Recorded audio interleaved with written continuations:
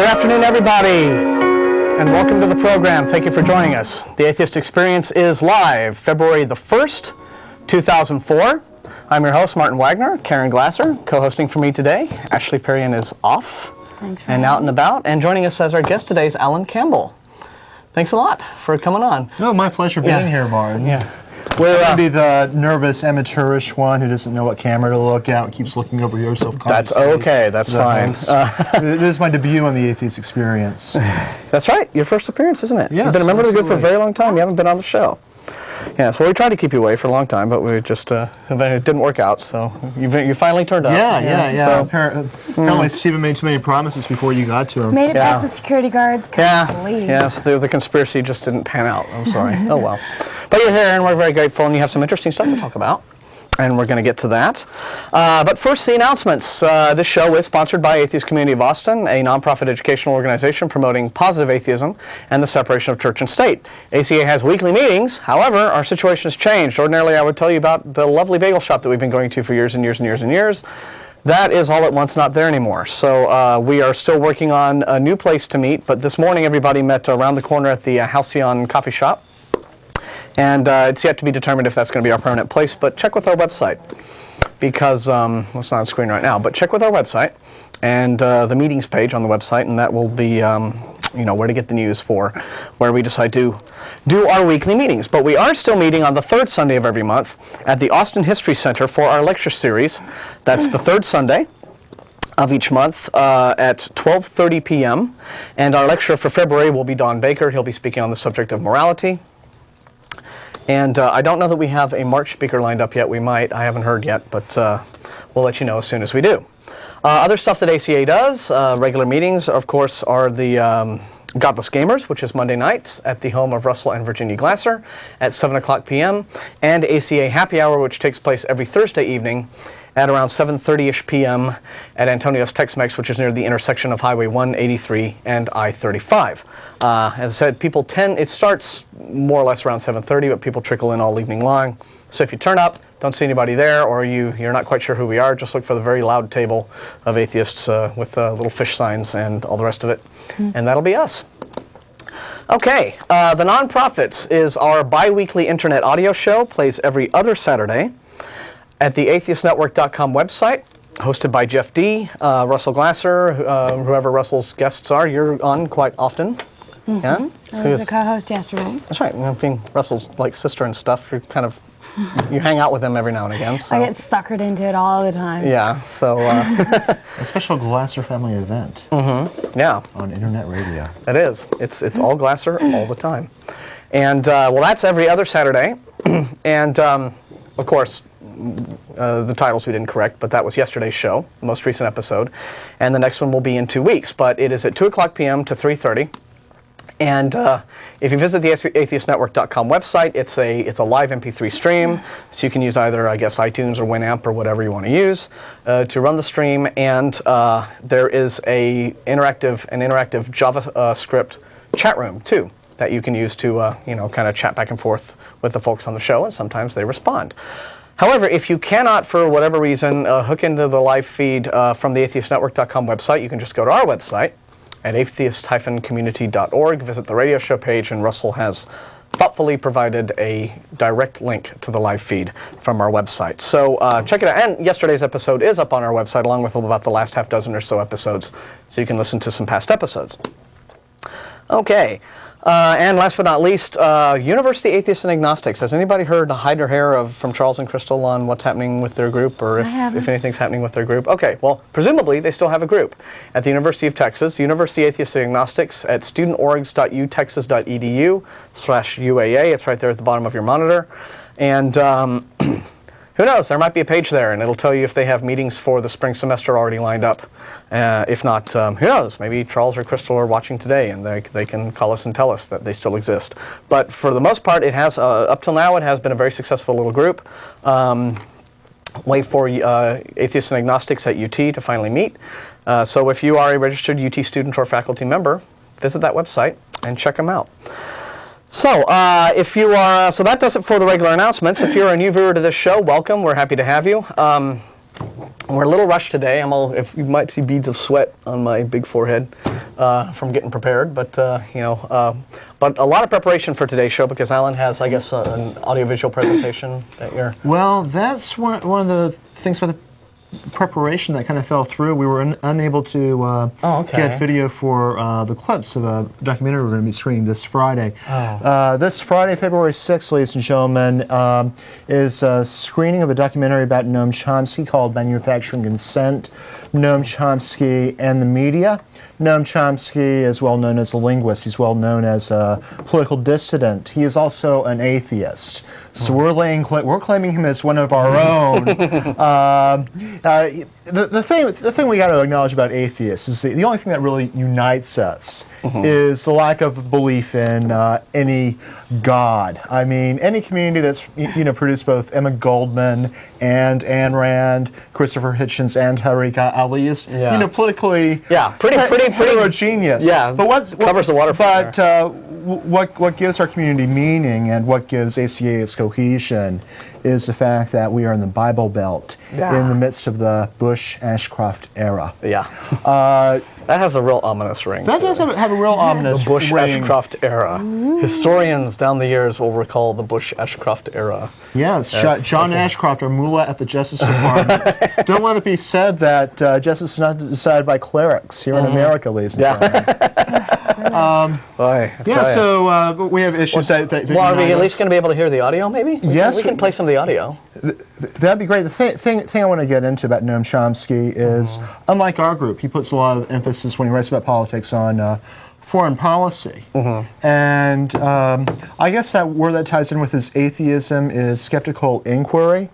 He's very much a dissident. And the thing is, I mentioned some provocative thinkers among atheists of different political stripes. Atheists tend to be provocative thinkers, whether it's Camille Paglia, Ayn Rand, Emma Goldman, and so on and so forth. Well, the very nature of it is provocative, especially when you live in a culture that is dominated by religion, so there's no way you can avoid that. So existing at all is provocative for an atheist. Right. Really. And so being someone who's into skeptical inquiry and universal ethics, Noam Chomsky's a critic about the centralization of authority that benefits few people at the expense of a very many. And when it comes to this linguistics research, tell you what. Yeah. I know this is going to get real detailed, and I want to get into it in all the detail that you want to do. Right. But let's go ahead and finish with the announcements just after the introduction. We'll have Keryn do the news, the usual format, and then we'll go ahead and we'll get into Chomsky, and you can talk about why he's important to us, and but why anybody who really cares about what's going on in the world might think that he has a few worthwhile things to say, and why this and this event is coming up. So. Just to wrap up some of the announcements, if you are a first-time viewer to this is a show about atheism, and we've been on the air a little over 6 years, and we are a live call-in show. So if you have questions for us, and if you want to call about halfway through the show, we will start taking calls. And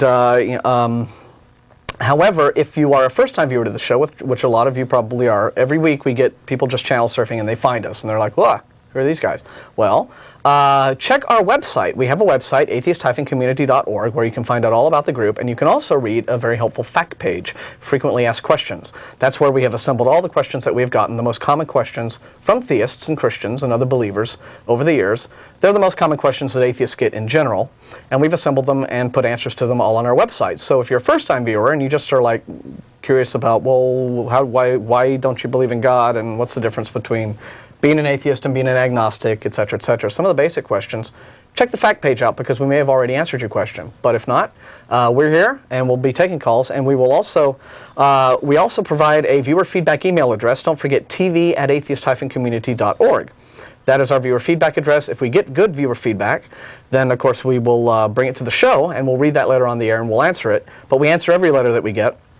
And then some of the really good ones we'll put up on the website as well. So now, without further ado, we're going to cut over to Ms. Glasser for the news, and you can tell us about what's happening in the world. Okay. What's going on? Thank you. Well, we had a really good radio show yesterday, and the radio show is mostly news-based, so I'm going to try and hit some of those stories that we talked about and a few other ones. There's some real scary stuff going on in the world. Christian terrorists, anti-abortionists call for violence, says it is a religious duty. This article was January 22nd. An anti-abortion activist calling for a new wave of violence against clinics and doctors is following the example of violent Islamic fundamentalists, telling those who share his views to become Christian terrorists and promising them a reward in heaven. He quotes, "As cream rising to the top of the milk, so the Christian terrorist rises above the huddled masses of churchgoers, as the many voices which denounce their violent attempts to defend the innocent from their murderous assailants." He posted this on the Army of God website. Army of God website. Army of God website. Okay. Now, just a quick comment. When does cream usually rise to the top of milk? It's when the milk starts to curdle, right, and go bad. So, maybe this is an indication of the whole state of the affair there. It's a valid analogy, I think. Yeah. Let's see. Regarding abortion, the separation is clear. The Christian terrorist has the Word of God and the testimony of loving, albeit terrifying, actions, he said. Terrifying to the wicked, I guess. Terrifying to the wicked, yes. What? Although not terrifying to the Christians. Yeah. Spingola declined to discuss this statement with ABC News without stipulations, but he said, but he stood by his posting. Mm-hmm. So remember, folks, violence has to do with the testimony of a loving God. Mm-hmm. Violence is loving. In fact, it discusses further in this article that they're very proud of their label as terrorists because what they are doing is they're inflicting terror upon evil sinners. It's trying to scare them out of doing their evil sinning. Yeah. Did you read the editorial in the Chronicle this week, the Lewis Black's thing? I just got that into town late last night. Oh, okay. Well, he points out, there's this new Planned Parenthood clinic that they're trying to build down here, and they've been getting all sorts of harassment, especially from this one guy, and he's this evangelist, and he's been rallying everybody to try to boycott these contractors, and really it's a real intimidation campaign. And he sends out these really inflammatory emails to all of his supporters talking about calling everyone involved serial killers, and just using really inflammatory emotional language, right?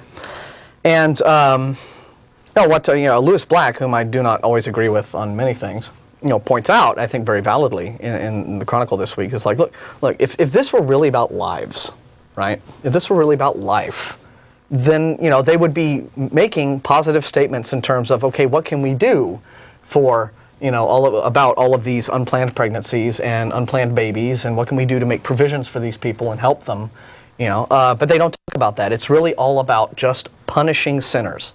That's really all they're all about. Mm-hmm. And once this unfortunate mom has been forced to have her baby, even if the baby is the result of, I guess, being raped by her uncle in the trailer, right? Then she's on her own at that point. Baby's been born. They don't care anymore. I think they advocate for other solutions such as adoption. Yeah. But we're not talking about like some of the more subdued and reasonable pro-life people. We're talking about these guys specifically in all of his intimidation campaign, where he sends the photographs with the home addresses and driver's license numbers of all of the doctors and all the administrators at these clinics out in mass mailings and saying serial killer, here. I mean, that's okay. And we're not talking about how the reasonable people who are like, well, how about adoption instead? Okay, that's not these guys. You're right. There are pro-life people who take that stance, but it's not these folks. These are fundies who want to punish sinners. This guy is just taking it the next step. He's owning the word terrorism, probably saying, all right, this is fine. If that's what I am, that's what I am. Hooray. I want to touch on Planned Parenthood. I should mention, I was out of town this past week, but this guy and his coalition, they've been around for months now, and actually got a construction firm to pull out the Choice project. The same guy, Danzy. I'm talking about Chris Danzy. Yeah. Right. So I guess it would have been a couple of months ago now, close to a couple of months ago in December. The ACA board passed a unanimous resolution against this guy and his efforts to impose religious strictures on life here in Austin. Right. We deserve a secular, pluralistic society. This guy has used language up to the effect of wanting to punch the San Francisco of the South in the nose. Yeah. And just inflammatory and emotional. Right. Right. I would love nothing more than for there to be some workable solution where the number of abortions that are performed at all is reduced to the bare minimum, that it's not a necessary procedure, unless it's like saving lives, that it, medically necessary, that anybody who has a child and it's unplanned, there are ways for them, to maybe, if they really don't want to do that and they have an ethical problem with it, they are helped, I'd like to see fewer of this kind of thing going on, but the way to do it is through making choices available and through education, and by making all options available and saying, okay. No, they are educating. They're educating us on abstinence.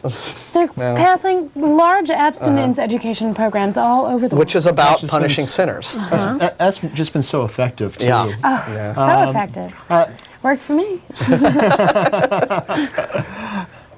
But at any rate, I think one of the things I'll be touching on a different one when we get to Noam Chomsky is that consciousness is not immaterial. You look at these fetuses; they've done studies. There's as much brain activity as there are like legally dead people who are in comas. There can be talk like, well, this fetal matter can become like a living baby, but from that standpoint, then maybe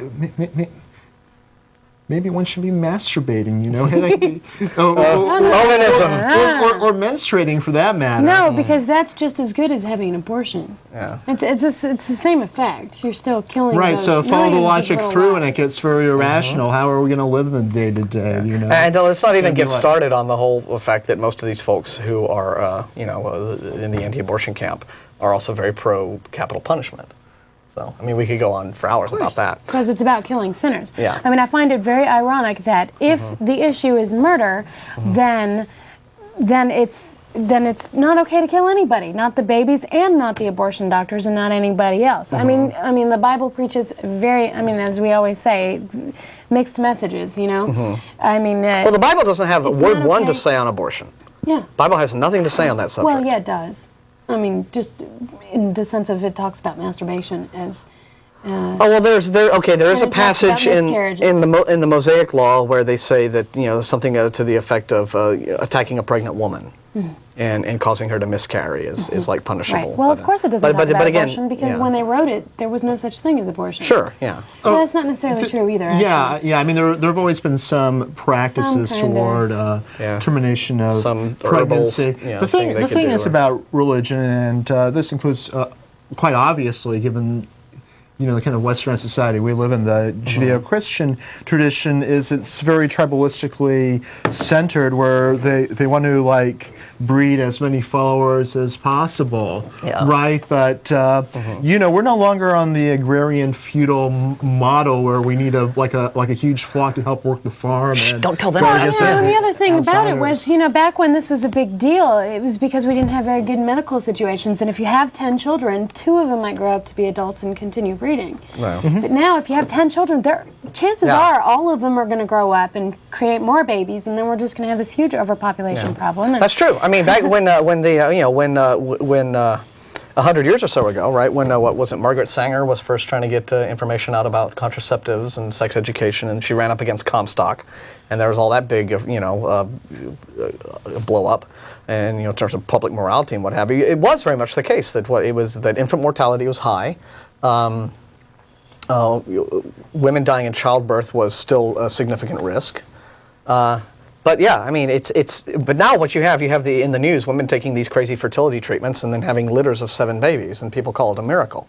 I don't get it. So the birth is not really terribly risky, not in America at any rate. What is risky though is illegal abortion. And illegal abortion, very much. Yeah. Right, and it's like sex. It's going to happen anyway. When you like to have, safe contraception, HIV prevention, so on and so forth. Yes. Anyway. Oh, won't someone think of the children? So. Go on. Over to you. Okay. The mainstream anti-abortion groups, such as the National Right to Life Committee, have praised the arrests and convictions of people involved in violence against abortion providers. Right. Yeah. They're against abortion, but they don't necessarily believe in Christian terrorism. So they say publicly. They've released a statement that the group strongly opposes any use of violence as a means of stopping the violence that has killed more than 43 million unborn children since 1973. Spingola's language is shocking, particularly when he seems to express solidarity with people such as members of Osama bin Laden's Al-Qaeda. One might ask, what do the Muslims and the Christians have in common? The Holy Bible and the Quran both condemn baby murder and homosexuality as capital crimes.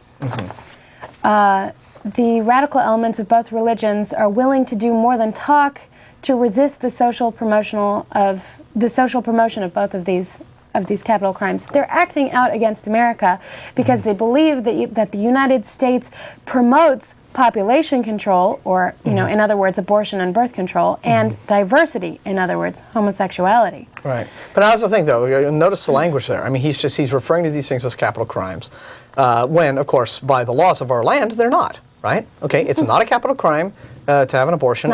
It's not a capital crime, for someone to be gay or lesbian. Right? But this person thinks that he's above the law because he has his invisible friend. And his invisible friend's laws supersede the laws of the land. Okay, so immediately right there you have this sort of, just the arrogance of theistic fundamentalism, and what makes it so dangerous, because these people just think, well, they don't have to answer to anyone. There are no consequences, and they're doing the will of their almighty invisible friend, so it's fine. And those people are exceedingly dangerous. Yes. So. Meanwhile, the Army of God does not actually exist as an actual organization. Yeah. These people, they identify themselves so that they can connect all of these random acts of violence into one higher cause or whatever, but it's not actually an organized club or organized They're group. not like Aryan Nations or something. Well, duh. I mean, if it were an organized group, they'd pay membership fees, you'd have all of their names and addresses, and they'd be easy to track down and arrest. So, of course, they're not going to have an organized club. Yeah. Well, if they're out there doing crime. But then again, the KKK is an organized group, and they've done crimes, and they've had to pay the price. So, I mean... Well, they've worn hoods and robes in order to kind of disguise themselves. But, I mean, like nobody knows. All you got to do is, jot down the license plate of the pickup as it peels away, right? Find out who... stupid people where aren't... police should be going. Yeah, right. I mean, in some of these southern towns, some of the cops are probably in those groups. But, it's cable. I can maybe speak a little bit more freely. Well, my question is... But stupid people have never been resistant to organizing and being stupid in an organized way that people could find them, so... My question is, where would George Bush stand on the issue of Christian terrorists? Because obviously, George Bush has very strong ties to Christianity and to laws from God, and because he is one. And he is a Christian terrorist. No, no. I'm so glad I'm allowed to say that on the air and not get arrested. Anyway. He is definitely against abortion and wants to pass laws making it illegal. But meanwhile, foot in mouth syndrome, he's got this war on terrorism going on. And if these people are proudly standing up and calling themselves terrorists, they should include them, right? Domestic terror. Should include them, and if people make him live up to what has come out of his own mouth, then he's got to crack down on these people. But if he stands by his own beliefs. Yeah, I'm sure that if these wackos, right, were ever to, these Army of God clowns were ever to do some sort of formal act of terror, I'm sure the Justice Department wouldn't hesitate. If they pulled some Oklahoma City, right, I'm sure the Justice Department, even under Ashcroft, would not hesitate to do their jobs. But it still would. But that again, I think, in fact, that might actually give them some momentum because, of course, they could say. Well, look, we who are, the real Christians don't feel that this is the right way to go about things, and hopefully this will stand it as example that we need to fight the fight, but not do it the way that these people have done it. And they could spin it really in the end any way they wanted to, I think. But of course, still. And they always will. Well, I think legally they're compelled to go after these people, but whether or not they want to go too far and potentially alienate a core constituency is another issue. Well, again, I think that the people out there who are that fringe, right, who are like the Rudolphs and the Paul Hills and all that. I mean, they're fringe enough that they don't represent that huge of a voting bloc for the Republicans, right? Now, mainstream Christian fundamentalists and the religious right and what have you, people who might not advocate this kind of activity, but if they would shed few tears if they happened to read in the news that some abortion clinic got blown up, then they would, that they represent, I think, the majority of the, the Republican voting bloc and Bush's voting bloc, and so he would definitely have to tread carefully, I think, in making sure, yes, I'm on your side, but let's not have any more bombings, okay? Let's not do it that way. So, anyway, what else? Fun stuff. Well, meanwhile, I have 2 stories in the news this week on polygamy.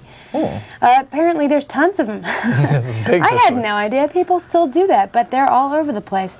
There's a community in Colorado City, Arizona, where the women dress in long skirts and smocks buttoned to their chins, and the children scatter when approached. These residents, it says, do not like the outside world knowing their business, but a particular turn of events has made that impossible. Earlier this month, the religious leader, the prophet Warren Jeffs, claimed that God ordered him to expel the mayor of the city and 20 other residents. He then gave their wives and their children to other men. Oh, thoughtful man. Oh yes, isn't it? Let's see. Those expelled have left the polygamous community, which straddles Arizona and Utah, but the law enforcement officials fear they might return looking for vengeance. Sheriffs and deputies traditionally let the police handle the crimes in the area. Now the deputies are patrolling the community. Apparently, let's see. So people are trying to leave. A few people. It says there were three girls around the age of 16 that ran away from home. They have reported that they were being forced into marriages. Apparently, the reason these people were expelled was because the prophet Jeffs got angry that some people were going to the mayor of the city for advice and help rather than to him.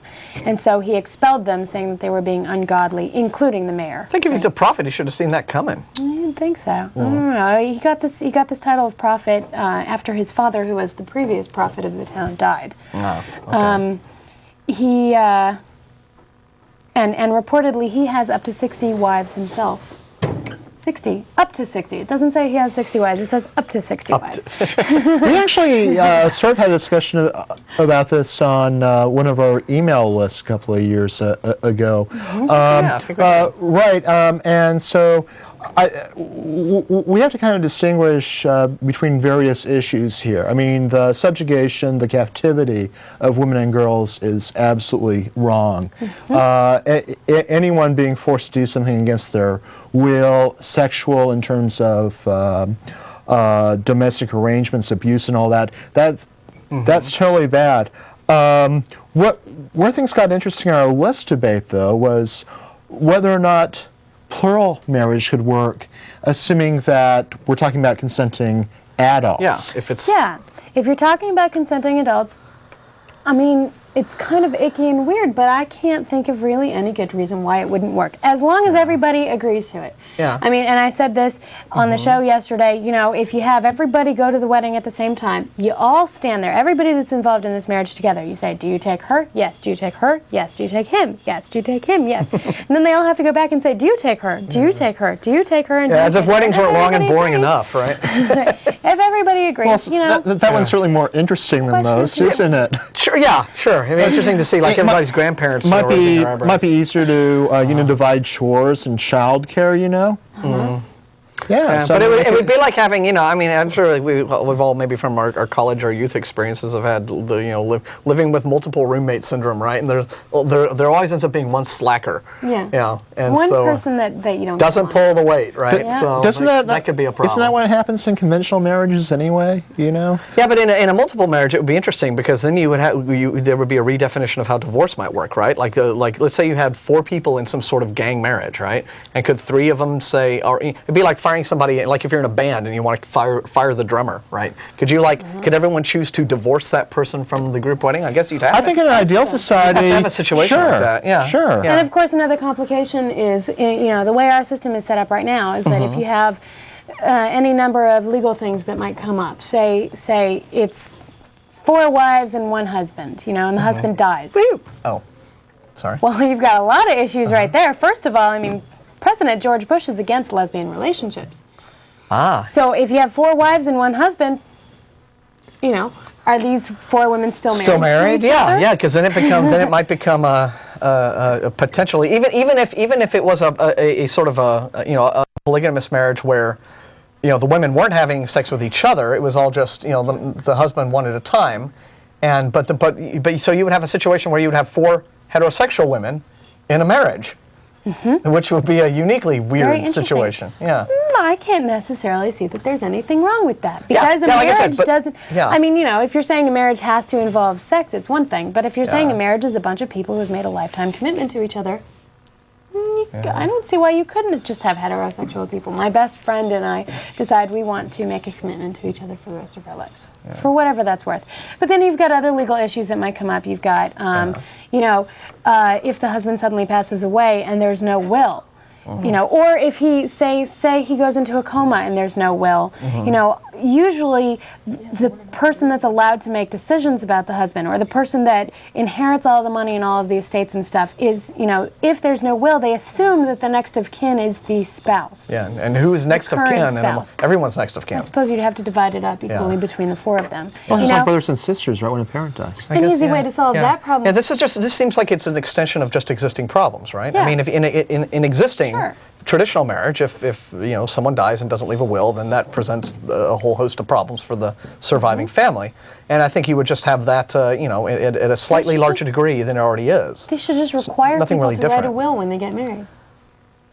Yeah, I mean, it's a thing that anyone should do once you get to be about, I mean, my folks have actually been pestering me to, it's time that I need to get, because if I end up in a car crash, I was like, my parents can't even sell my stuff, and unless I make some provisions. I mean, I need to, So it's a thing that people just really ought to think about when you get to be a certain age. Yeah, absolutely. I mean, not even when you get to be a certain age. You should start thinking about it. I mean, I think the most people that are the most savvy about it is when a family has an elder relative that dies that doesn't have this paperwork taken care of. It becomes a huge mess, and as soon as they're done sorting it out, they all say, I'm going to go ahead and take care of this stuff now so that in the event that it might happen to me, my children don't have to go through this. Right. Those are the people that think about it the most, is when it's happened to them. So the rest of us, when it's not happened to us, we just don't think about it, and we should. That's an excellent point, yeah. Sometimes it just takes getting smacked upside the head to realize, I should have thought of this.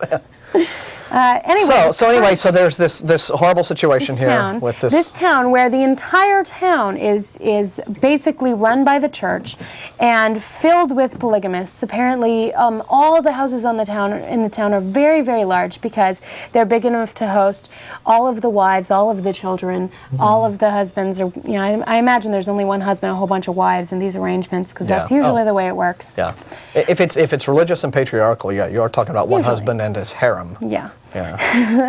The current mayor of the town was quoted saying that the media creates these distortions about how women and children are so mistreated here. The women and children here live in his opinion, the women and children here live some of the happiest lives I've ever seen. Yeah, because they're like afraid to speak up and say, no, we don't. Yeah, or because he's never been outside of this town. He hasn't seen anybody else's lives. Or because he passes judgment on how happy other people really are. That's it, yeah. I say you're happy. People say that to me all the time. You're an atheist? Oh, you're miserable and angry. Yeah. Yeah, what's my quote? Yeah, all the 16-year-old girls in this town are forcibly married to nice men. So they're not mistreated. 60-year-old men. Yeah. These particular 16-year-old women 16-year-old girls were complaining that they were forced into marriages with older men specifically. They were angry that they didn't get some hot 18-year-old with, 27 other 16-year-old girls in his harem. Let's see. He dismissed the illegality of the practice. He says, if people make laws that contradict other people's religious convictions, are those people obligated to follow those laws? Yes, you are. Yes. Yes, you are. Hello. Yeah, you can have a religion. You can. Sure, but we're about to say the same thing, aren't we? If you've got a religion let's do it. The Aztecs, right? I'm going to cut this person's heart out. The person is volunteering. The person is a consenting adult. Whatever. I want them to cut my head off in their religious ceremony. Yeah. It's still murder. It's still murder. It's still against the law. We cannot. Wow. I mean, you have to. separation of church and state does not mean that people that practice the church are allowed to break the law. Yeah. But they don't see it from that perspective. They just see it as, sorry, we have this omnipotent, all-powerful, invisible friend, and whatever he says goes, and we're above your laws. That makes us exempt. We're better and more entitled than everyone else. We don't have to follow your laws. But again, it's exactly the same mindset as this Christian terrorist dude. Yeah, well, I'm not even so sure it's a question of we're better than you so much as this is what God is commanding us to do. Whether we like it or not, we have to do it because... No, I have a feeling they probably, if you were to ask them, do you think you're chosen by God? Do you think you're his chosen people? They might go, yeah. Meanwhile, and of course, Yeah. I have 2 articles on polygamy this week. Okay. Both of them withhold the religions, but we all know which religion practices polygamy. Although the Mormon Church, when they decided to become a state in the United States territory, they had to forego their polygamy laws. And so then they decided, okay, we don't practice polygamy anymore. In fact, we excommunicate people who do practice it still. So they separate themselves out from this issue, but there are some of those like Mormon purists that moved into this colony, which borders Arizona and Utah, and just kind of started their own club. And apparently, the other article I had says that there's 30,000 people across the West, just across the West, not across the United States. There's 30,000 people across the West that practice polygamy. Yeah. Well, I mean, most people in the Mormon Church are kind of in that area of the country. I don't know that there's that many Mormons in like Providence, Rhode Island. There might be some, but they would be the non-polygamy practicing Mormons in most likelihood. Anyway. Brady Bunch was a hit sitcom. I kind of wonder if you had to kind of put a Mormon angle on it, whether that it would do well in certain markets. Yeah. Boy. How many viewers are in Salt Lake? Could be. Yeah. Now, all the Brady girls in a group marriage, I could. Yeah. Very easily. Yeah. Yeah. Sequel to Brady Girls Getting Married, right? Yeah. All to the same 60-year-old man. Sam.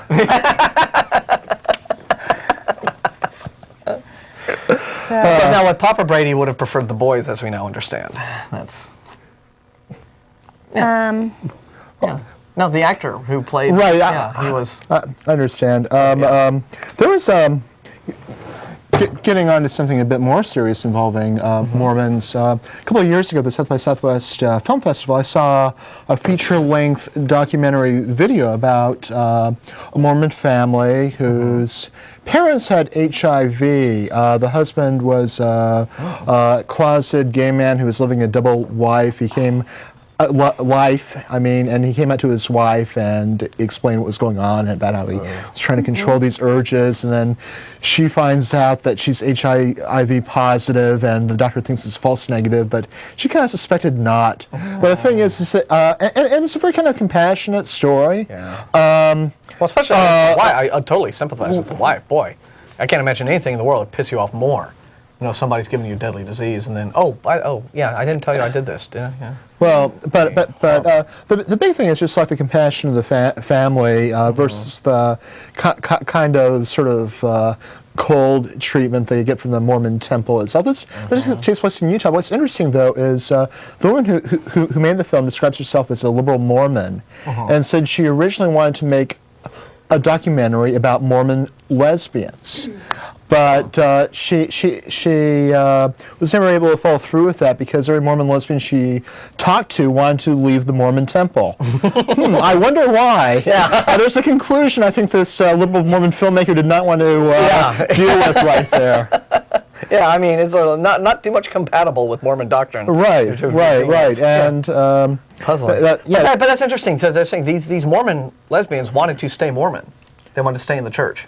No. They wanted to leave. I'm sorry, yeah. They wanted to leave. Flaked there. They wanted well, then fine. Okay. Right, exactly. I think there's a documentary in that, but probably coming to a conclusion that this liberal Mormon filmmaker did not want to. But then why was it a problem for them to be interviewed then? Because, I mean, if they wanted to leave, then it seems like... I guess she wanted lesbians who were able to reconcile their homosexuality with their Mormon faith. Yeah. And doesn't she seem didn't want doable. Yeah. Well.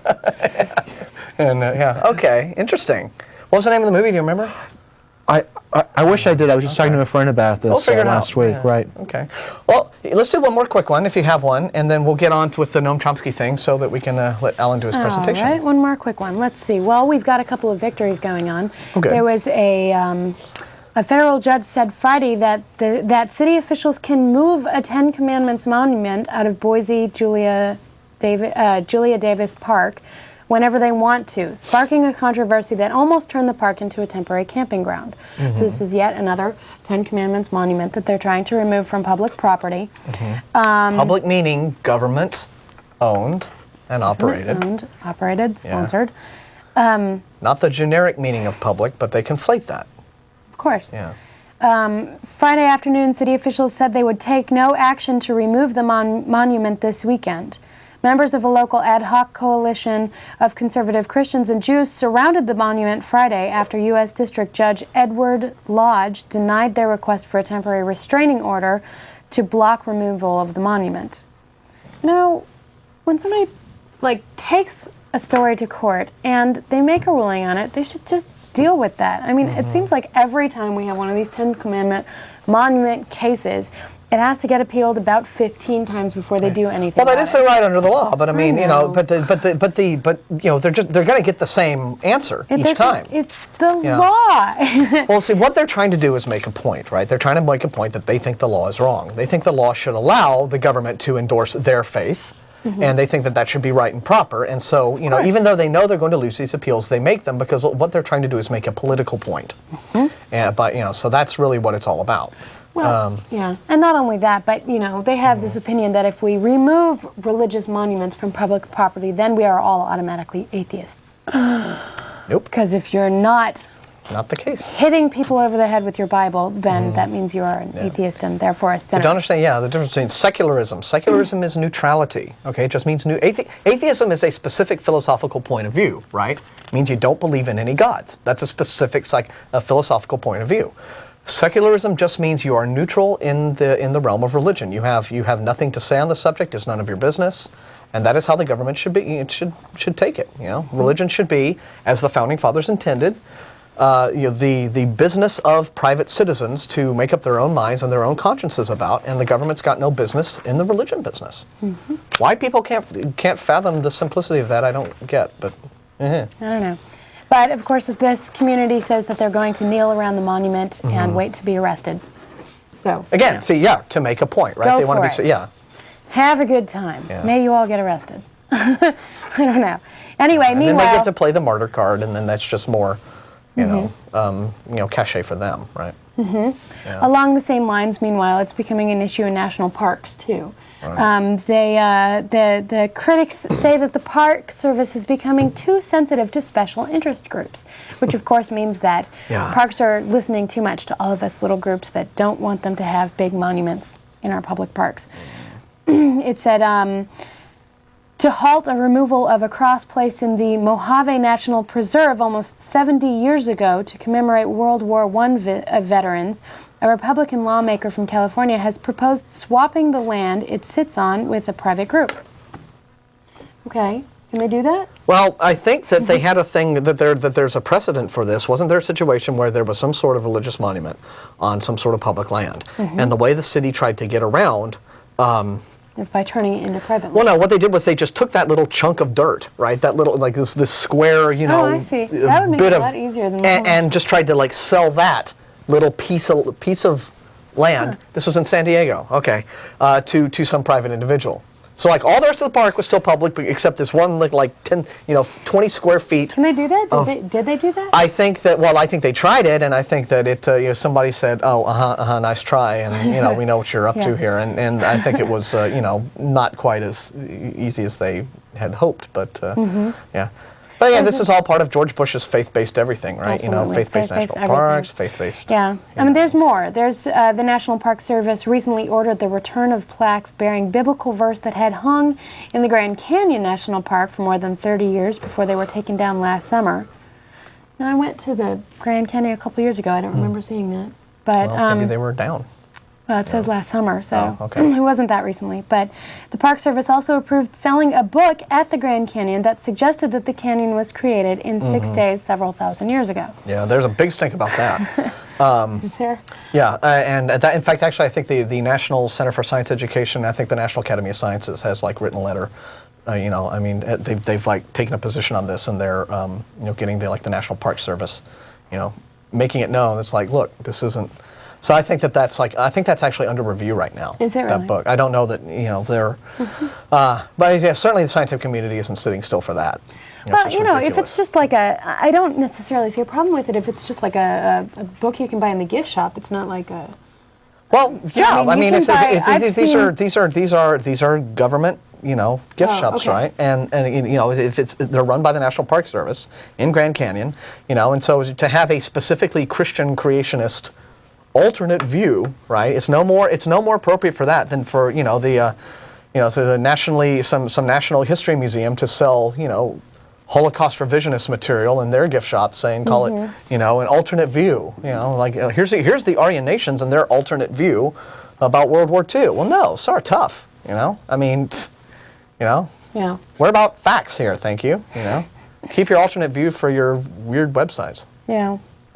There's also a Lincoln, the Lincoln Memorial has an 8-minute film that shows historical events at the memorial, including demonstrations for civil rights, abortion rights, and gay rights, which is now being revised by the Park Service to add 4 minutes of more politically neutral events.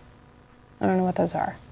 Well, probably stuff that's not as inflammatory. So, yeah, that might be not so problematic. I mean, there does seem to be something revisionist about that, but I don't know. That's not really a church-state separation thing. I don't think. Yeah, not really. Anyway. I mean, well, unless so there's still a lot to keep an eye on. I haven't seen the video. Yeah, and okay. Anyway, last thing before we go over to Allan. Of course, I'm sure we all have heard the news. You might even have it with you. The thing in Georgia. Yes, I have that with me. Okay, well, let's talk about that really quickly, and then we'll get to you and give you all the time you need. Going to be the story after the next one. Yeah. Georgia takes on evolution, which Atlanta, Georgia, they proposed a set of guidelines for middle and high school science classes in Georgia has caused a furor after state education officials removed the word evolution and scaled back ideas about the age of the earth and the natural selection of the species. I guess they were afraid that the word evolution has become too controversial. Yeah. And decided that if they just replace it with the phrase, what was it? I think gradual biological changes over time or something like that? Then people won't be quite so freaked out about it. Yeah. This, of course, is very stupid, and it got turned down. Yeah. Oh, it did. So we know that for sure. It did get turned down. Oh, it did. Okay. I think so. I thought that's what I read later on in the posts on the email. Okay. The most recent thing I heard was that Jimmy Carter, the world's most famous, Georgian, came out and said, "This is stupid." Right. I mean, so he. Stupid. Yeah. So he. So when you have that. Stupid. Right. I mean, There's Rich Little on our panel here. Carter, whom I'm liking much more than I did when he was actually president. Of course, I was very young at the time. Well, people say that he was a better ex-president than he was a president. Yeah. I mean, look what he did. I learned lessons, and well, I mean, he established the Carter Center when other former presidents, they sit on corporate boards, go over to Japan, take a lot of money, and so on and so forth. So. So this is just the weird irony. Maybe I'm wrong. Okay, yeah, the weird irony about this, right? I mean, I think that it was the intention to actually do this as a favor to evolution, because I think their idea was, all right, look, we got to teach this, right? Because it's factual, right? It's science. But the word evolution pisses off fundamentalist Christians, of whom there are many in our area and who vote. So we just won't call it that.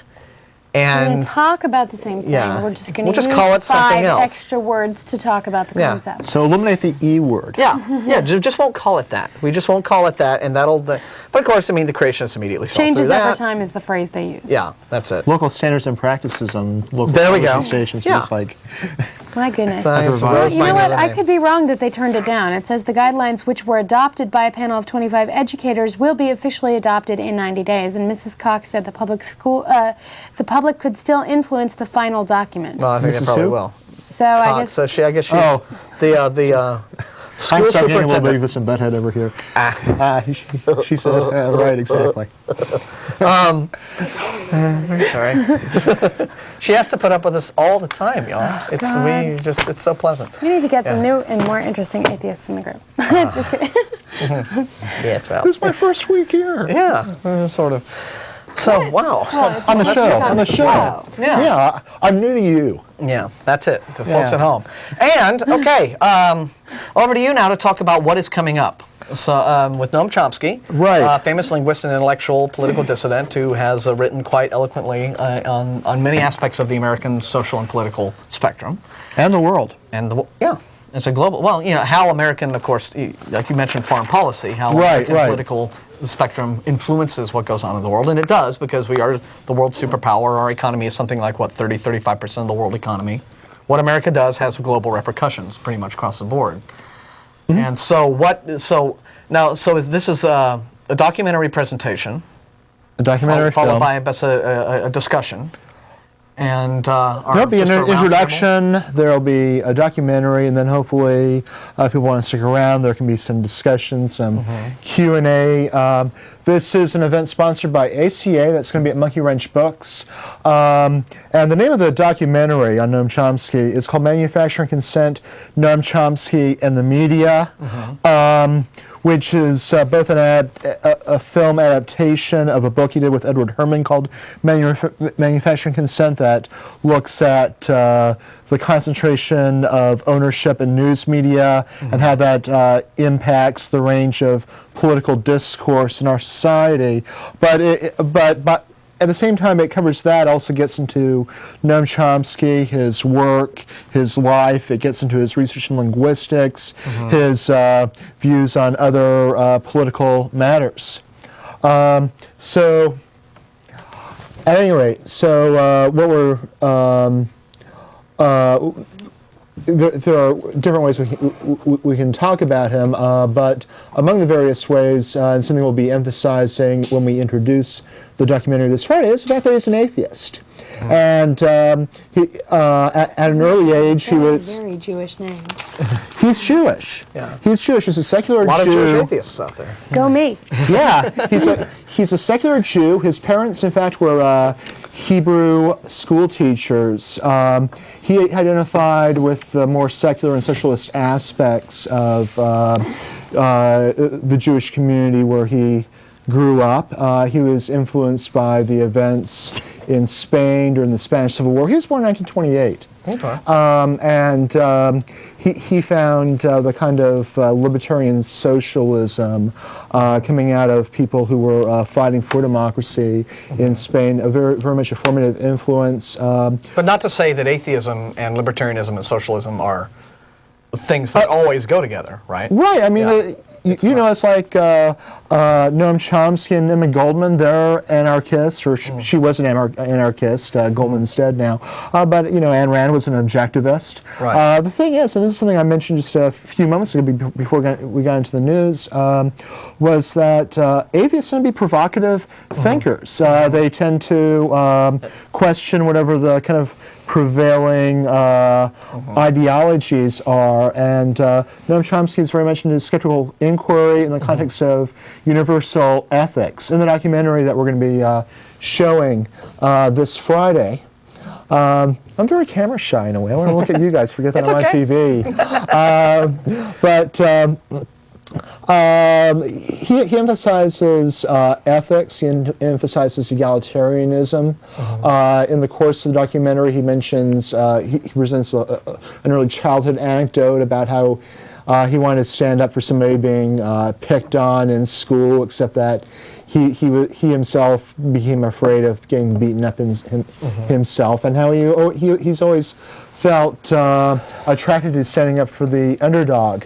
But anyway, when it comes to Manufacturing Consent, his book, it's about, again, concentration of media ownership. And there is something in the title. The wording of the title clearly implies that there's always some degree of manipulation going on in terms of what sort of points of view and political ideas are allowed to be voiced, and which ones are made to seem as though, okay, this is what's in the mainstream and this is what's acceptable, and anything else or that is outside of this is not so much that way. And I think we do see a lot of that in our current corporate media, definitely. We have the obvious culprits, Fox News, the worst. Right. There has been, interestingly, CBS, right, has been attacked from both sides. There was the book called Bias, a few years ago, which was what was his name? Goldberg, yeah, who was a former CBS guy who claimed that CBS was the bastion of liberal, lunacy in all media. And then most recently, there's been this flap today, right, with the Super Bowl going on, with the Move On website trying to broadcast, trying to buy their anti-Bush ad for the Super Bowl on CBS, and CBS is saying and so now the MoveOn.org site is accusing them of being too conservative and censoring from that position. So it's difficult to. In some cases, like with Fox News, the political favoritism is clear. In other areas, it might be a little hazier. NPR is thought to be very liberal, and Chomsky argues that media tends to be very liberal in order to kind of set for the agenda for what liberal discourse is, and anything that kind of goes beyond it is marginalized, stigmatized, just thinking as, oh, that's way out there, rather than kind of going deeper into what prevailing assumptions are. So he does support the status quo. So he does think that he thinks that the media tends to be more liberal, but only liberal to the extent that the powers that be are not questioned. Okay. That when you have concentration of media ownership. Well, now, wait a minute. That would strike me as being a conservative outlook if you are not questioning the powers that be. That's a contradiction of the so-called liberal media. I can understand why you might think that media would be liberal in the sense that, you've got, say, Crossfire and CNN, right? So both sides arguing, right? Right. So because they're presenting both sides, that means they're being liberal in allowing both sides to have their say. But right? both sides, it implies, we have all two viewpoints. Yeah, there you go. It basically sets a parameter for political discourse. Yeah. And so Noam Chomsky comes out of the anarchist tradition. He's very egalitarian, and he wants to question those forms of authority. Unfortunately, we weren't able to get the video set up, but we can hear 3 minutes of audio and then 3 more minutes of audio, which I want to do another setup for reasons that will become clear. So, Steve, you want to roll the audio? View about the intellectual life and the media and so on. This contrary view, in fact, is the standard one, I think, apart from rhetorical flourishes. From Washington, D.C., he's intellectual, author, and linguist, Professor Noam Chomsky. Manufacturing Consent. What is that title meant to describe? Well, the title is actually borrowed from a book by Walter Lippmann, written back around 1921, in which he described what he called the manufacture of consent as a revolution in the practice of democracy. What it amounts to is a technique of control. And he said this was useful and necessary because the common interests, the general concerns of all people, elude the public. The public just isn't up to dealing with them, and they have to be the domain of what he called a specialized class. Notice that that's the opposite of the standard view about democracy. There's a version of this expressed by the highly respected moralist and theologian Reinhold Niebuhr, who was very influential on contemporary policymakers. His view was that rationality belongs to the cool observer, but because of the stupidity of the average man, he follows not reason but faith. Okay, let's pause right there, because I think that's a worthwhile point to make. Tying in a lot of his ideas with why these kinds of discussions are relevant to atheism, and that is that. You can really only discuss what impacts us as a culture, as a civilization, as a country with political influence through rational discourse, through critical thinking, through trying to examine all sides of an issue, seeing which is best supported by available evidence, by by the most reasoned outlook on things, religion and supernaturalism promoting faith and promoting the acceptance of authoritarianism through faith can in fact be destructive in that regard, because of course what it leads to is just complacent believers believing what they're told. And I think it leads to also movements like what we've seen with the Christian terrorist guy, who has his faith, that he has his God, who has higher laws, that he doesn't have to be part of this big community, that he can in fact pass judgment. He has this right to do this, pass judgment on his fellow citizens, because he has a faith-based position, not a rational one. His invisible friend is up there telling him what to do and making it all okay. And so it's very, very important that that's a very worthwhile point I think he brings up. Yeah. Let's hear more of the clip. Let's hear more of the clip, and then I want to go ahead and put the phone number up and go to callers. I have one more clip that's more pertinent for tonight, which you'll understand why. Well, we'll do that. Let's hear the rest of This naive faith requires necessary illusion and emotionally potent oversimplifications, which are provided by the myth maker to keep the ordinary person on course.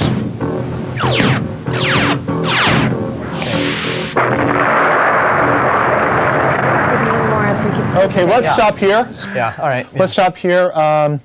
Coming up, we might get a little bit more of this clip, but there's something else I want to get into.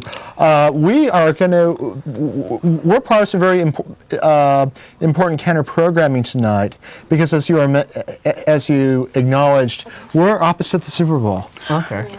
And we have no viewers. That's why we don't already have people waiting on our. Well, we haven't had the right. What I want to mention is we're up at the Super Bowl, and I should mention that with this documentary, Noam Chomsky, when this was released in the early '90s, Noam Chomsky's most negative comments in response to the documentary is what he said about sports coverage in our news, and he feels that it's used to kind of dumb down and make people uncritical, basically putting their analytical thinking tools towards something that isn't really that important in terms of current events. So getting people to care about trivial things more, and so that they aren't paying attention to the important things. Right. Yeah, so it's like if everyone out there, if everyone in America, right, is so worried about, oh no, Ben Affleck and Jennifer Lopez broke up again. Oh dear. If they're all thinking about that, then maybe they're not thinking about, the expansions to the Patriot Act that the Bush administration is sneaking under the door and stuff like that. I'm not sure a person likes to think of both, because Ben and J-Lo are part of, they can be the basis for ideological analysis. Football can too, but let's get right in. Our camera person suggested bread and circuses. That's on the cue card. Appeasing the right with the. So let's just hear what Professor Chomsky has to say about. Are we keyed up to that next bit? We'll just the naive might think that indoctrination is inconsistent with democracy. Rather, as this whole line of thinkers observes, it's the essence of democracy. The point is that in a military state or a feudal state, or what we would nowadays call a totalitarian state, it doesn't much matter what people think, because you've got a bludgeon over their head and you can control what they do. But when the state loses the bludgeon, when you can't control people by force, and when the voice of the people can be heard, you have this problem. It may make people so curious and so arrogant that they don't have the humility to submit to a civil rule, and therefore you have to control what people think.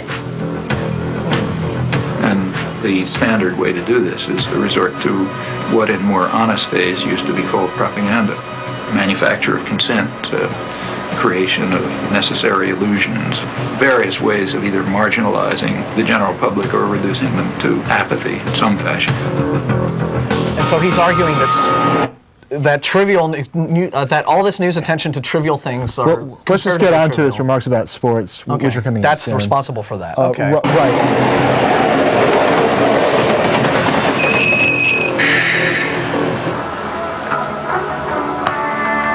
Now there are other media too, whose basic social role is quite different. It's diversion. There's the real mass media, the kinds that are aimed at, the guys who Joe Sixpack, that kind. The purpose of those media is just to dull people's brains.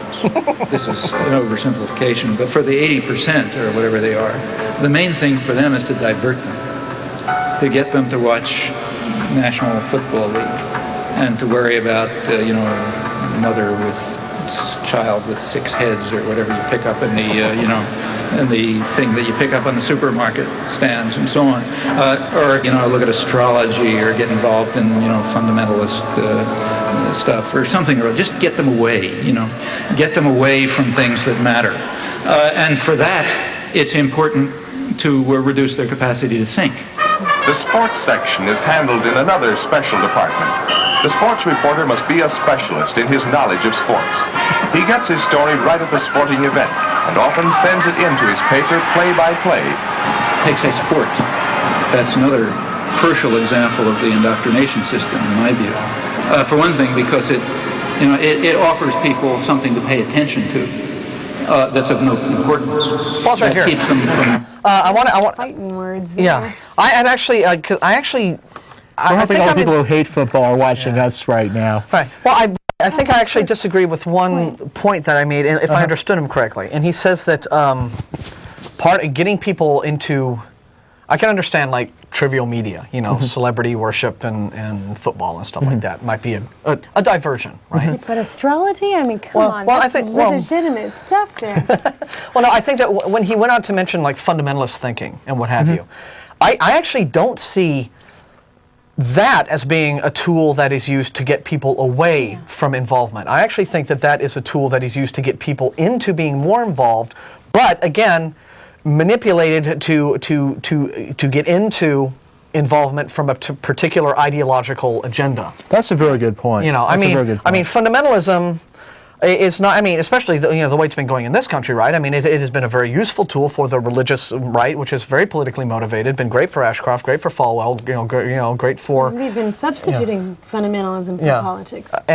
But other things I see as being the case. It's another way. Well, you could also say it's dumbing down the masses at the same time it's mobilizing them. It is, but it's dumbing them down. Dogma. It's dumbing them, feeding them a dogma, but it's feeding them a dogma in a way that is useful to groups with political agendas, whereas just getting people dumbed down on, zoning out on football or, trading spaces. That's part of the manufacturing consent, though. Yeah, but that's, but like getting people zoned out on football doesn't really satisfy, help anyone with a political agenda, attain power. Dumbing people down on something like religious fundamentalism or supernaturalism or conspiracy, I don't want to get into that again, but, the various theories about, It's mobilizing as a political force. That's more useful. That's a means of manufacturing consent that I think is actually politically useful to certain groups, like the Christian Coalition, religious right, which are also being used in service of an elite. We have, in addition to Ashcroft, we have Mr. Halliburton himself, Dick Cheney, in the Bush White House as well. Okay. Is there, we're going to have that phone number up. If there's anyone not watching the Super Bowl who wants to chime in on media or complain about the comments that just showed from this. And if everybody is watching the Super Bowl, you can at least watch this episode again on Tuesday, right? Yeah, that's it. So, we're going to go ahead and have the phone number up. But if there's any more on the subject you want to discuss, or if there's any more clip to listen to, is there any more of that to go on, or did you want to? I guess we can just let him finish up. Yeah, we'll play this one bit out to the end. Keeps them from worrying about things that matter to their lives that they might have some idea about doing something about. And in fact, it's striking to see the intelligence that's used by ordinary people in sports. You listen to radio stations where people call in. They have the most exotic information and understanding about all kind of arcane issues. And the press undoubtedly does a lot with this. I remember in high school already, I was pretty old, I suddenly asked myself at one point, why do I care if my high school team wins the football game? I don't know anybody on the team, It has nothing to do with me. Why am I cheering for my team? It doesn't make any sense, But the point is, it does make sense. It's a way of building up irrational attitudes of submission to authority and, group cohesion behind, leadership elements. In fact, it's training in irrational jingoism. Okay, let's pause here. That's also... Yeah. Again, just to play devil's advocate here. I mean, sometimes a cigar is just a cigar, right? Right. I mean, there's nothing wrong with if people find football games are entertaining. If it's entertainment, okay, fine. It's not necessarily always about. It's not some nefarious movement to dumb down the public with high school football games. I don't know that that's necessarily always the case. I do think that when you do have excessive media attention, there's a lot of media out there that is geared towards really, really trivial, stupid stuff, and. Again, maybe there's a point there. And again, I also think that you can see that going on when you have like a lot of these corporate news networks, Fox, what have you, to some degree MSNBC, when a lot of times they'll talk about manufacturing, they'll manufacture stories. They'll have these pseudo stories about some important issue, right? And then they'll present it, and then they'll have some talking head will come on and give his view of why this is important. It's bullshit. I mean, it's bull. It's nothing. It's right. I mean, there's nothing. There's no substance. There's nothing that really has any bearing to Joe Blow from Idaho sitting there living in his living room. I mean, it doesn't really have anything specific to do with him, but he's being told that he should really, really care about some sort of obscure social issue happening to folks across the country. And maybe this can be a good example of that kind of distraction. I mean, I think there can be kind of political and social value to sports depending on who the participants are, and also the kind of symbolism involved. I'm thinking about Muhammad Ali when he had trouble being able to fight because he refused to serve in Vietnam on religious grounds. He's a black Muslim. Right. In cases like the WNBA, I mean, to the degree to which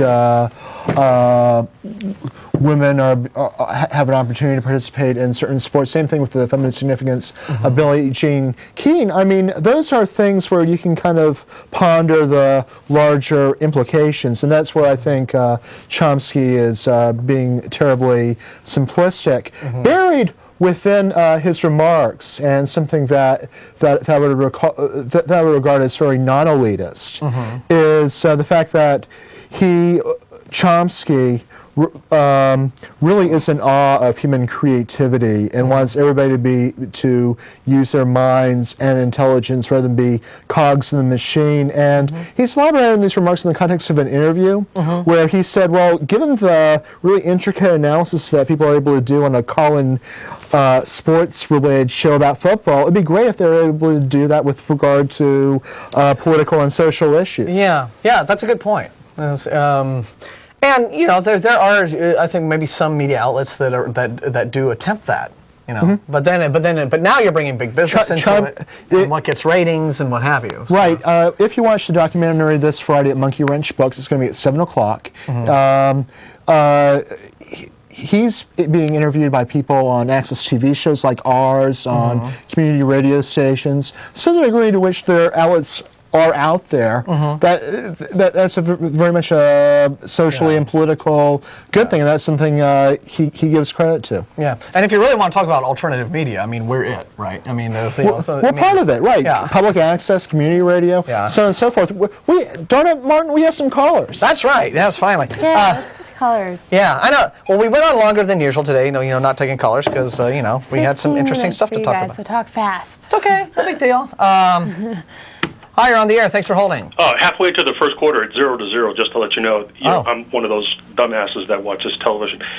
We never said that. No, of course not. I mean, Chomsky didn't call you a dumbass. You imply it. And I've been watching your show for a number of months now. I admire the fact that you've got an opinion, and you're willing to get on that show and issue that and talk about that opinion. That's fine. I have no problem with that at all. I will say, it's interesting you talk about Chomsky. In his book, he basically says that the media is more conservative, and the reason why it's conservative for three basic principles. There are five, but the other two are less important than the first three. The first one is the over-reliance of government officials as the source of information, unquestioned information. That's the first thing. The second thing is corporate ownership of media. That's true.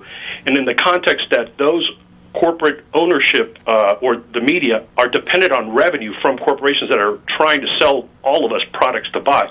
So those are the three main points. But I think the thing that's interesting about him, which is consistent with what you guys have said over a period of time, is that you substitute an elitist viewpoint in the sense that no one is smart enough to figure out that believing in a belief system that has a religious connotation, and in this case, a religious meaning a God as its principal source of the definition between right and wrong or good and evil, you guys believe that we're not smart enough to figure that out on their own. And so you all are smart enough. And now, hold on a second. Okay. Now, having said that, you can look at the inconsistencies, because what you guys basically are saying is Rousseau's noble savage, but you're just saying it a different way, that each of us have the capability within ourselves to determine what's right or wrong. If that's the case, then any choice that you and I make is the same. So whether you, as that German guy who was just convicted of cannibalizing a couple of those folks, his decision to do that is just as relevant as your decision to think the way you think and what I think, which, and by the way, I'm a very religious person. I have been for a long, long time. So having said that, in fact, my whole life, so having said that, Rousseau's premise is those three different sets of circumstances are all the same. It's the individual human within himself that is capable of determining his own course. Okay, well, all right. And this is the last point I'll make to you, and I appreciate you letting me talk about this. Sure. Because the totalitarian forms of government do the exact same thing that you claim our government does or Chomsky does. But the way they do it is, instead of allowing individuals to think for themselves and leading to the conclusion that religion is a factor in their life, that they substitute the state instead of a religious God as the determinant of what's good or evil. Now, having said that, I'd like to get in a conversation with you about that. And I appreciate you letting me... No, absolutely, for sure. I mean, last thing first, I mean, yeah, we agree that, when totalitarian states stamp out religion, but they only do it for the purpose that, religion is in competition with us. And we want the power. Well, of course, that's just as wrong as any sort of, oppressive theocratic regime. But getting back to the middle here, to Rousseau's whole idea, which I disagree with, by the way. Moral decisions aren't things that are made in vacuums. And you could say that, I can make a choice and it only affects me. And if it only affects me, then it's a completely right choice, no matter how, crazy it might be by societal norms. Well, you have to look at, does it really only affect you? I mean, people do not live in these isolated little vacuum, hermetically sealed environments where none of their choices really have no effect on other people. Let's say someone might choose to get a tattoo, and someone else might have a moral objection to that. Okay, I can see where that would still not necessarily, even though that the other person thinks it's morally objectionable, might not be considered overall an immoral thing to do on the whole, because again, if it's that person making a choice about their own body, and it really isn't affecting that person directly who thinks it's immoral. But now let's talk about the cannibalism thing. Well, here now you have two people who are involved. You have more than one person involved, and at that point, it does have choices. Even if the other person, even if the victim in this case is somehow loopy and decides, yes, I'd like for this to happen to me. Exactly. I think that we do, as a consensus, as a society and as a human race, I think we do have the right to make a consensus that no, we object to this. We object to this kind of behavior. This sort of fetishizing, ritualistic taking of lives and what have you. It just doesn't work. I think that what are the moral choices and what are the moral precepts that a society works under are the result of a consensus, and there's nothing about that I don't see that there's any real objection to that whole notion. I mean, why would there be anything? I mean, what would be moral? What would be a way to judge whether or not something is moral or not moral, other than how it affects people? And that those considerations are practical considerations. Well, I understand your point, but I think what you're trying to do is you're trying to avoid the fact that the inconsistency is that the linear thinking that runs through your argument also runs through other circumstances. And since you brought up affecting other individuals, recently I think it was the 30th year of Roe v. Wade, and the discussion I recall on seeing one of these mass media television shows, as you like to point out, and by the way, I share your opinion in the sense that you've got to be smart enough to figure out where the real information is coming from. And a lot of times it comes from the guests on those shows. And I watch all of them. I mean, I watch most of the cable shows, CNN, MSNBC, and Fox. And Fox is a very good, whether you admit it or not. The fact is they have more people on that show that represent the left than the other shows have that represent the right. Well, we'd argue that. But well, that's fine. You can argue it, but that's a fact. Now, having said that, let me just say this. The anniversary of Roe v. Wade, on this one particular show, they were talking about what was the difference between the number of abortions that actually occurred. The number was somewhere between 25 or 32 million. The fact that they were talking about that, the fact that they weren't objecting to the number, in and of itself has moral inconsistency, because you can't say, as you pointed out, you can't have that kind of acceptance of that kind of, whether you call it healthcare or what have you, that affects the society as a whole. Now, what I believe is I believe the principles that I believe are based on the morality code that have at its basis a religious philosophy. And now what you're saying to me is that that's inconsistent with what you're saying. Well, no, wait a minute. No, that's exactly what you've been saying. Wait a minute. No, don't put words in my mouth. On the back of your car, you drive an Explorer. On the back, you've got a little a sticker and a little Darwin logo. Yeah. You know as well as I do, evolution is a philosophy. It is not. It is an established biological fact. No, that's not the case at all. Are you a biologist, sir? No, I'm not a biologist. But are you an expert to make that statement? No, of course not. I'm not. But yeah, but like you said yourself, wait a minute. I am smart enough and capable enough to look at the facts and determine whether they do lead me to one conclusion or they do lead me to another.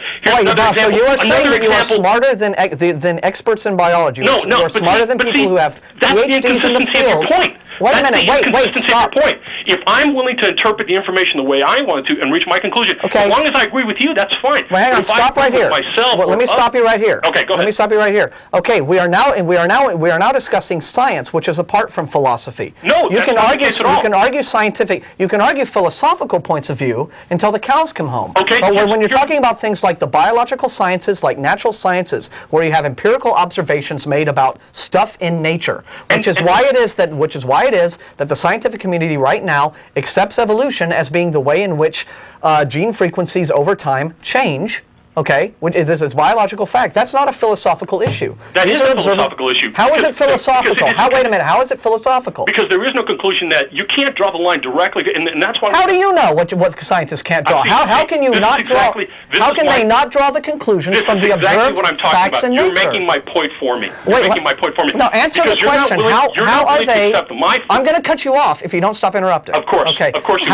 Wait a minute. All I'm trying to get you to do is answer my question. How can you not draw? No, you're not trying to answer the question I'm asking you. Yes, I'll answer. How can you not draw the conclusion from the observation? How is it that biologists are not able to make observations in nature about the gene frequencies changing over time and reach the conclusions that they've reached just because they don't agree with your religious philosophy? No, how is it that they are not able to reach those conclusions? Because it is drawn very simply, and as you well as I do, there is no conclusion. I mean, there is still a missing link. There is still a gap that exists between one to the other. Now, having said that, we're really smart people. We should be able to find all this stuff, but the fact is that it doesn't exist. Now, having said that, wait a minute. What doesn't exist? Wait. What doesn't exist? From ape to man doesn't exist.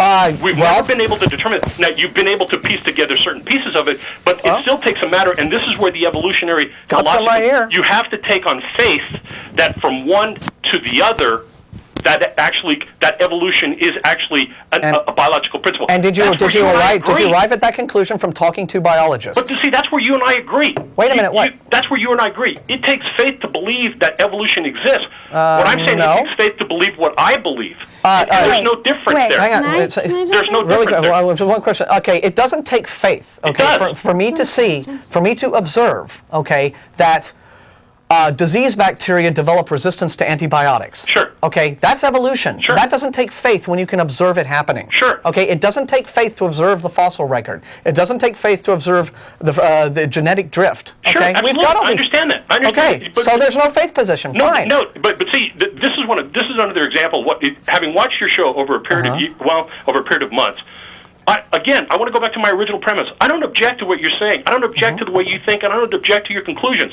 I understand that. What I object to is your inconsistency in the way you apply that logic. Now, having said all that... Okay, give me an example of how we are... Let me go back and say this again. Well, how are we inconsistent? I'd like an example so that I can address it. You can't draw from a one-celled animal all the way to your existence, you sitting there. There is no direct chain that can be drawn through the biological evolution. There are gaps in it, and because there are gaps in it, your faith in the science of biology allows you to make that conclusion. Okay, there may be some gaps, right? But overall, the picture is, I think any biologist will tell you, and I strongly suggest we've got a really big university in this town, why not call somebody up in the department? Sure, and ask them, they will probably say, on balance, okay, hey, look, if you have a 100-piece jigsaw puzzle, okay, and you are missing, say, 10 pieces, okay, but for the most part, it looks like you've got a picture of the Eiffel Tower, okay?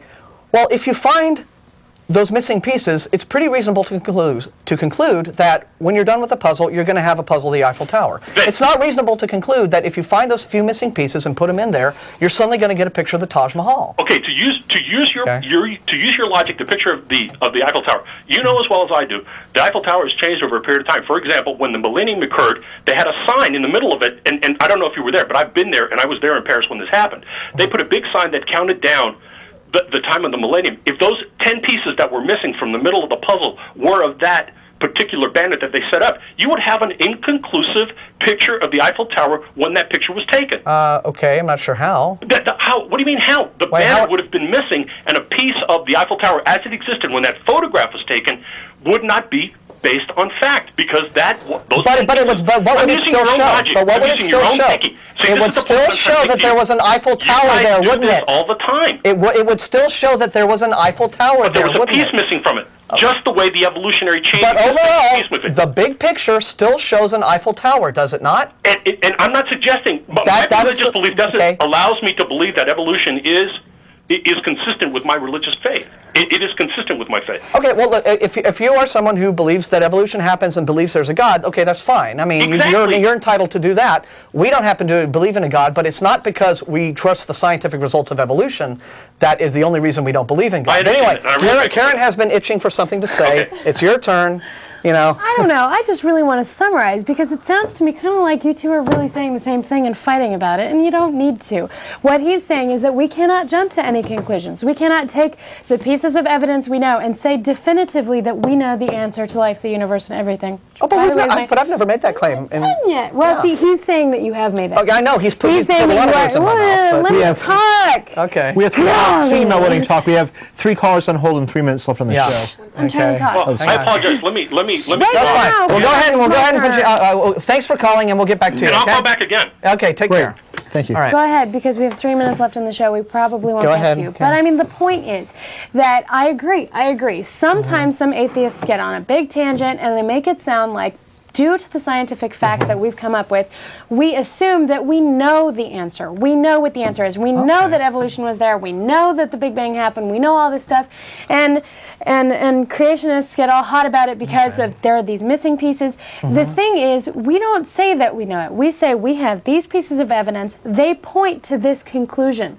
We don't we know that there are missing pieces of evidence, but we don't take those missing pieces of evidence and put our faith in God because we don't have the answer yet. We say we don't have the answer yet. I don't know all the answers.